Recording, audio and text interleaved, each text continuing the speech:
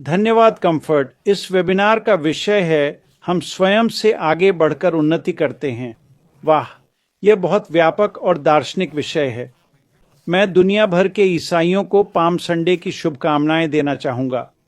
ईसाई धर्म में आज पाम संडे है। यह पैशन वीक है। यह एक बहुत ही विशेष समय है। मुझे लगता है कि यह साल का शानदार समय है। यह वसंत ऋतु है। यह नवीनीकरण का समय है। अगर आप पिछले गुरुवार ऐश को सुने तो यह चीजों को समझने का अच्छा तरीका है। यह एक नवीनीकरण है। यह आगे बढ़ना है। नई चीजें सामने आ रही हैं। आज के विषय पर मेरी बात प्रासंगिक होगी, पर यह एक विशाल विषय है दोस्तों। पता नहीं किसने इसे चुना। यह धर्मशास्त्र में डॉक्टरेट जैसा है। पर आज मैं श्री मुफ्रा के बारे में बात करूंगा। वे क्या कर रहे हैं और ये आपको कैसे प्रभावित करता है। शुरुआत में जब मैंने इस वेबिनार के बारे में सोचा, मैंने 2 मिनट की प्रस्तुति देने का विचार किया जो सच में आपकी जिंदगी बदल दे, ऐसे तरीकों से जो आप सोच भी नहीं सकते। लेकिन मैंने ऐसा न करने का फैसला किया। मैं भविष्य में ऐसा करूंगा, पर आज नहीं, क्योंकि श्री मुफ्रा ने पिछले वेबिनार में बताया कि वे अब हर हफ्ते आएंगे और चीजें समझाएंगे। अगर मैं आज कुछ प्रस्तुत करता, आपको शायद पसंद आता, पर वो अटकलें होती क्योंकि वो श्री मुफ्रा से नहीं आ रहा। बेहतर है कि हम बस जुड़े रहें और श्री मुफ्रा के आने का इंतजार करें कि वे आने वाले हफ्तों में क्या बताएंगे। पता नहीं कितने हफ्ते लगेंगे फेज 2 शुरू करने से पहले, जिसका हम सब इंतजार कर रहे हैं। चरण 2 बड़ा, बेहतर और सुंदर होगा जैसा हमने पहले कभी नहीं देखा। पर समय सीमा नहीं पता, 1 हफ्ता, 4 या 8 हफ्ते, मुझे नहीं पता। लेकिन श्री मुफ्रा इसे क्रमबद्ध तरीके से समझाएंगे। वे बताएंगे कि हम कहाँ हैं और क्या करना है। यह समझने के लिए हमें क्या जानना चाहिए। जब मैं आज बात कर रहा हूँ तो मैं वास्तव में उन लोगों से बात कर रहा हूँ जो नए हैं। शायद ये पहला वेबिनार है जो आपने कभी देखा है। शायद आपने 1 या 2 या 3 देखे हैं और आप अभी भी थोड़ा अनजान हैं। शायद आप ठीक से नहीं जानते कि क्या हो रहा है। और मैं आपसे कहूँगा, मानिए, आने वाले हफ्ते आपका जीवन बदल देंगे।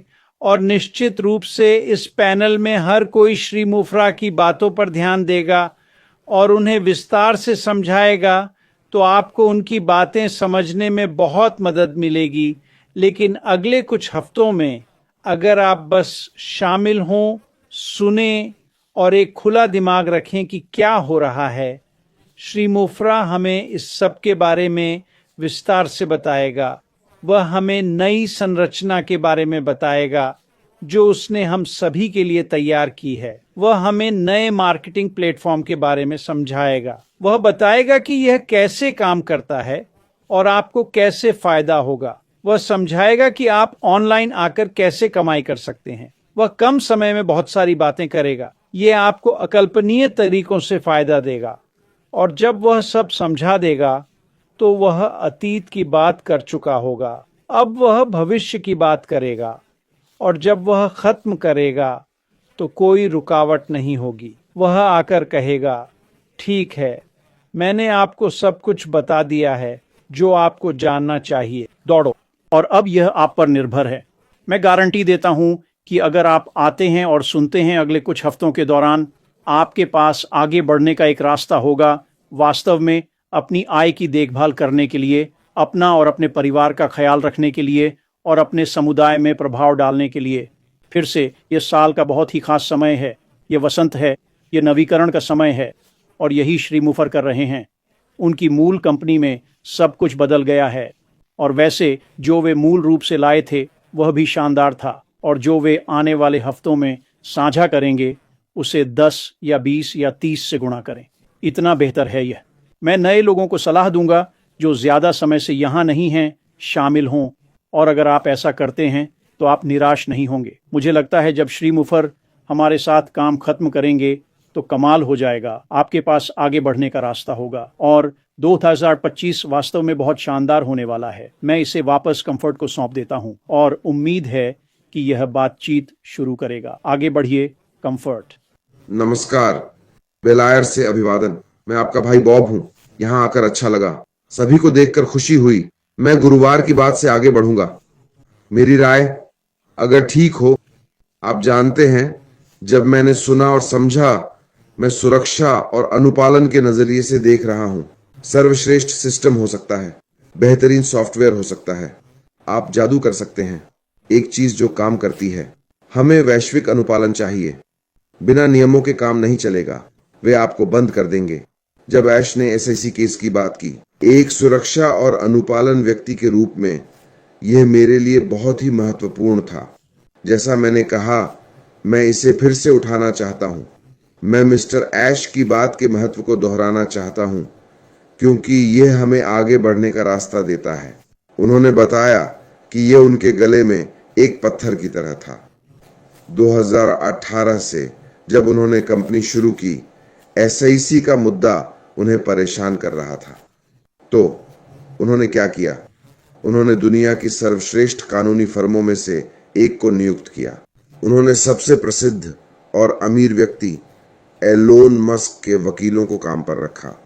हमारे लिए काम कर रही कानूनी टीम जानती है कि वे क्या कर रही हैं। वे एसआईसी के साथ कई मामलों में काम करने के आदी हैं। तो उन्होंने हमारा प्रतिनिधित्व करने के लिए सर्वश्रेष्ठ वकील नियुक्त किए। उसे फिर उन्होंने एसआईसी के पूर्व सदस्यों को शामिल किया, क्योंकि वे अब वहां नहीं हैं। उन्होंने पूरी तरह से अनुपालन किया। उन्होंने एसआईसी को वह सब कुछ दिया जिसकी उन्हें जरूरत थी। सभी सबूत, सभी दस्तावेज, हर वह चीज जिसकी उन्हें जरूरत थी।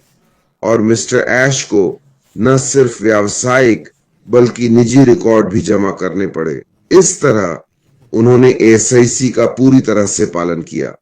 उन्होंने उन्हें वह सब कुछ दिया जिसकी उन्हें आवश्यकता थी, और उन्होंने कहा कि यह प्रक्रिया बहुत कठिन थी। हालांकि एसआईसी के कर्मचारी या पेशेवर बहुत ही व्यावसायिक थे। उन्हें जो करना था वो किया, पर यह अनुचित था, वो कहते हैं। उन्हें जो कुछ भी झेलना पड़ा वो उनके लिए उचित नहीं था। इस तथ्य को देखते हुए कि व्यक्ति के इरादे को अगर आप पीछे हटकर देखें, तो इस पर मिस्टर ऐश मुफारा जो कर रहे हैं वो है मानवता की भलाई और बदलाव लाना। उनका मकसद उत्थान है, नई प्रणाली और दृष्टि लाना है। वो एआई युग के नए नव प्रवर्तक हैं, क्योंकि ऐश मुफारा यही बनने वाले हैं, नवाचार की नई पीढ़ी के प्रतिनिधि। वो उनमें से हैं जिन्होंने कृत्रिम बुद्धिमत्ता को नए आयाम दिए। वो करुणा और आशा फैला रहे हैं। बस इतना ही।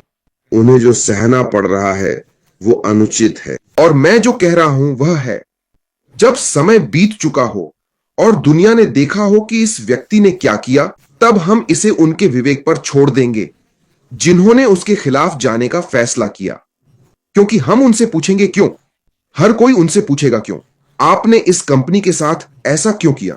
या यह व्यक्ति जो करना चाहता था वो था बदलाव लाना, आकर अपनी सेवाओं के लिए अधिक मूल्य देना, आपको और अधिक देना, एक ऐसी व्यवस्था जो आपको अधिक दे। आप आए, कम भुगतान करें और अधिक पाएं, ताकि मानवता का उत्थान हो सके। यही इस व्यक्ति का इरादा है, समझे? तो हम इसे उनके विवेक पर छोड़ देंगे। लेकिन उन्होंने कहा, संक्षेप में उन्होंने कहा, यह चीज इसने वास्तव में हमें खर्च कराया। क्या आप एक लॉ फर्म की कल्पना कर सकते हैं? इन वकीलों की फीस लगभग 2000 या 3000 प्रति घंटा है, कुछ इसी तरह का। और उनकी टीम 24 घंटे काम कर रही है, तो इसमें उसे लाखों डॉलर खर्च करने पड़े, लाखों। और यह अभी भी खर्चीला है, क्योंकि प्रक्रिया अभी जारी है। यह न सिर्फ हमें बल्कि यूरोप में हमारे कामकाज को भी प्रभावित किया। इसने हमें नुकसान पहुंचाया। विदेश में हमारे काम प्रभावित हुए, क्योंकि जैसा मैंने कहा, यह गले की फांस जैसा है। आप वैश्विक स्तर पर बढ़ना चाहते हैं। अमेरिका में यह मुद्दा है, फिर भी आप वैश्विक होना चाहते हैं। आप किसी देश में काम करना चाहते हैं और वे पूछते हैं वो केस क्या है, यह हो रहा है, आप क्या कर रहे हैं। यह आपके केवाईसी को प्रभावित करता है। वह कहता है, हालांकि वह कहते हैं कि जल्द ही यह खत्म हो जाएगा। उन्होंने कहा कि हम एक प्रारंभिक समाधान तक पहुंच गए हैं, लेकिन इससे पहले उन्होंने हम सबको धन्यवाद दिया। धैर्य, समर्थन और प्रार्थनाओं के लिए उन्होंने हमें धन्यवाद दिया, क्योंकि प्रार्थनाएं काम करती हैं। जो लोग श्री ऐश का समर्थन करते हैं, जो उनके लिए प्रार्थना करते हैं, मैं रोज करता हूं कंपनी में आने के बाद से, हर दिन, और यह सिर्फ 30 सेकंड से भी कम है। सोने से पहले मैं उन्हें अपनी प्रार्थनाओं में याद करता हूं, उसे मेरे विचारों और प्रार्थनाओं में याद करता हूं और ईश्वर से उसकी, परिवार और टीम की रक्षा की प्रार्थना करता हूं। बस इतना ही। जो उनका समर्थन करते हैं, प्रार्थना करते हैं और धैर्य रखते हैं, उन्होंने हमें धन्यवाद दिया। उन्होंने कहा कि प्रारंभिक समझौता हुआ है, पर अभी पूरा नहीं हुआ। कुछ छोटे मोटे अंतिम सुधार किए जा रहे हैं। जब यह पूरा होगा, अगले कुछ हफ्तों में यह ऑरलैंडो की अदालतों में जाएगा, ऑरलैंडो के सिविल कोर्ट में, और उम्मीद है कि मामला खारिज कर दिया जाएगा। लेकिन समाधान, यह समझौता आपसी है, तो हर कोई खुश है। आप जानते हैं, यह आपसी समझौता है। हर कोई खुश है। उम्मीद है मामला खारिज होगा और हम आगे बढ़ेंगे। उन्होंने कहा कि हम बहुत अच्छी स्थिति में हैं। ओलिवर फोंटे को उद्धृत करते हुए कहा, ओलिवर, तुम कहते हो कि हम ठीक हैं, लेकिन हम ठीक से भी बेहतर हैं, और अनपैसिव बंद नहीं होगा। यह कहीं नहीं जा रहा है। हां, उन्होंने कार्यालय स्थान और कर्मचारियों जैसे अन्य विषयों का भी जिक्र किया। तो मैं अब आपको वापस देता हूं बहन,